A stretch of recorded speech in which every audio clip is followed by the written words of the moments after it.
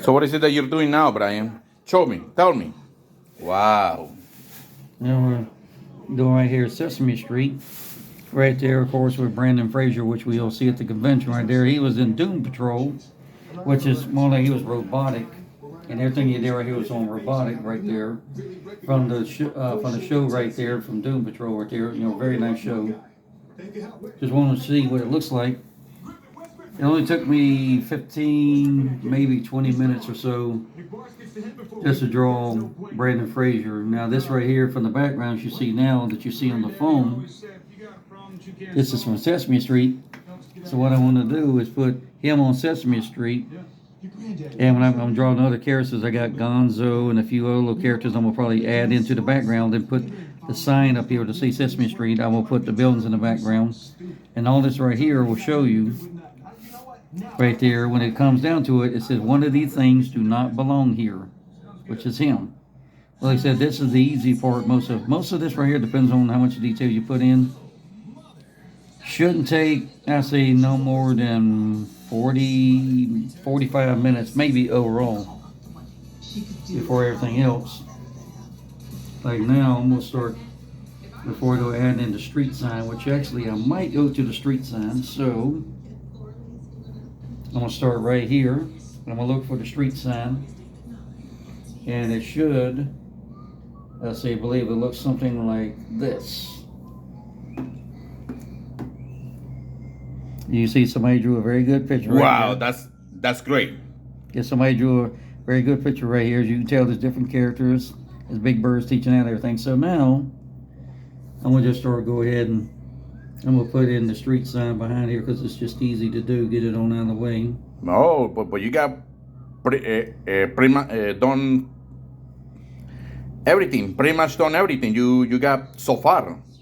You only had to color it. It just right here. I might put Gonzo on maybe at the top, like he's maybe hanging over top of the street sign while he's sitting on top of it. Gotcha. You know, you got to be creative when you're doing things.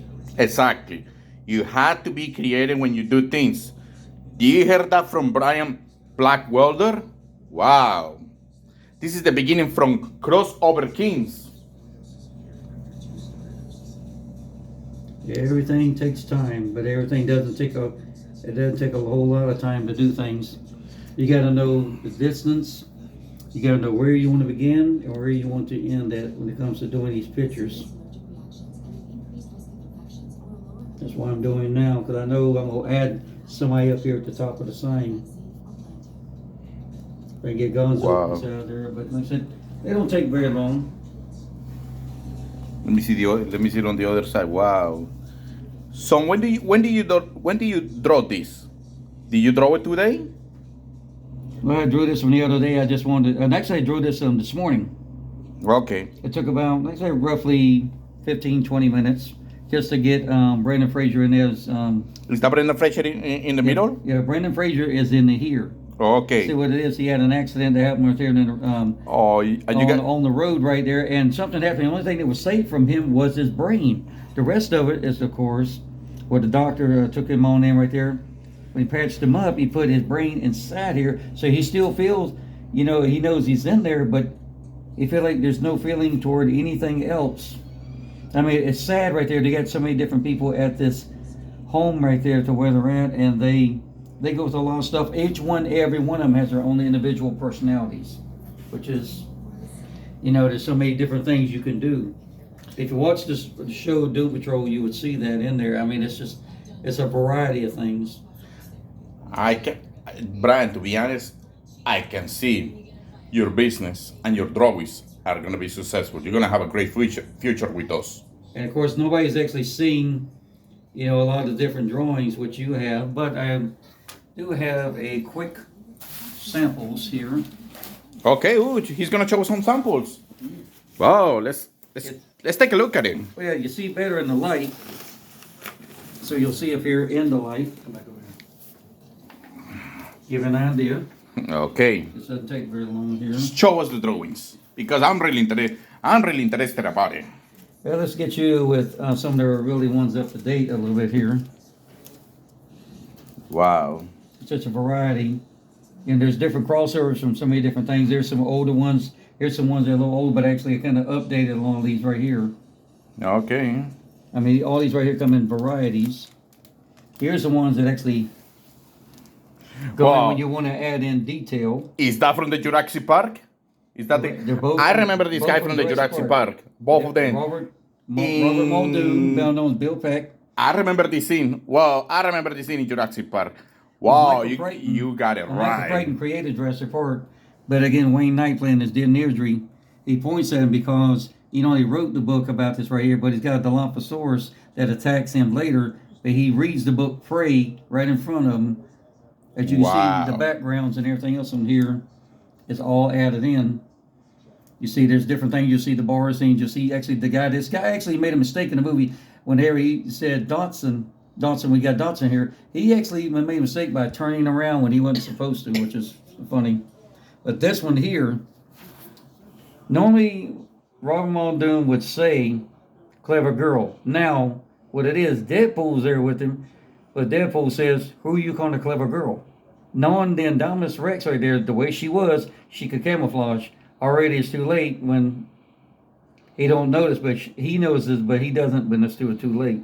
Wow. So there's words and themes that are set out before everything is drawn to know what the film is going to look like, or like you said, to know what the drawings look like. Oh, good. It's like old drawings like these. These are very old. Is that Barney from? Is that Barney? It's Barney. Now, Did you draw it, or is that? Or that's an actual picture of Barney? Bryce Howard was here to let the T-Rex out, but instead Barney's there, so the wording when I need to be in the shirts or whatever it may be on, will say, the agony of releasing your darkest fear. Now, see, I could put anything in here. I could put in the Teletubbies. I could put in any character I want, just like when she opens up, the gates gets opened up to release someone out. Depends on who it is. No, that picture kind of like gets the attention. It's kind of like getting the attention in this picture. Different ones. Wow. Now, here is Linda Hamilton and the Terminator. Yeah, we got Linda Hamilton with all the characters, you got John Wayne's grandson. The old ones getting sat here, and this is like one of the first ones I'm playing with. Sometimes I'll redraw something better than it was the first time. Is this Robert Patrick? No. It is. No, Robert Patrick. It's like people say, who was it? John Wayne's grandson. Done a real great job in this right here. Tremendous job. Oh, that's good. This one kind of fell along the same way because this right here, it was the Terminator's Dark Fate, which is this one. But it came out with a new Joker that came out, so I called that one the Jokinator. It's no laughing matter. Wow, when crazy. it comes out. I mean, like I said, there's so many different ones for people like Boba Fett and Deadpool. We have Boba Fett and Deadpool. I remember RoboCop. RoboCop's in there. You have Barney Fife in there, of course, for Mayberry RFD. This one is actually where Barney thinks this is Andy because it says, dead or alive, you'll come with me. Barney's reaction is, Andy, is that you? So it has to, you have to make a mixture of why these guys are inside it, because here's a Mayberry courthouse, here's a Mayberry cafe. I can tell that you make a mixture of all the movies to get the attention a lot more. Is that right? Correct. Anything between movies it doesn't matter if it's movies, musics, 3Ds, retro, old things, new things. There's a little bit of everything here, just like these right here. For the Star Wars fans who really like it, you have, of course, Rick Moranis right there. He actually played there in Spaceballs, but he's facing with Darth Vader. So it's in the space, size does matter. So I said, okay, Darth Vader's always on his ship. Why not put him on the Mega Maid, which is in here? So he's actually in the hallway where he's at. So I switched genres, switched different ships. And this is the way it looks like in the background in some of the places. That is interesting. But that's interesting, though, because he always carried Yoda around right there when you watched all the ones on the Vega system right there. When he went in and got with Yoda in there, he would carry Yoda around. But this time, he's got Grogu, which they all knew him as Baby Yoda back then when he first came out. And Mandalorian, you see his original old outfit. But they're over there in front of the cantina. You got Greedo there. You got a Jawa, an R5D7 right here going in. But see, this one says, when you realize you picked up the wrong child at daycare. Wow. Which means he picked up Grogu by mistake. That's why his gun is out. Wow. It wasn't his job to do that over there, but he picked up the wrong child at daycare. Like I said, there's so many different drawings, different ones, different varieties. The cuteness part, that's a cousin of mine, Wayne Craig, come up when he said he wants to see one something to do with Jurassic Park and Grogu mixed in some stores. I love Jurassic Park, especially when you mix Baby Yoda with Jurassic Park. Oh my God, that makes it more incredible. But thank you so much, Brian, for all your drawings. Oh my God, we're gonna see a lot more on our next video.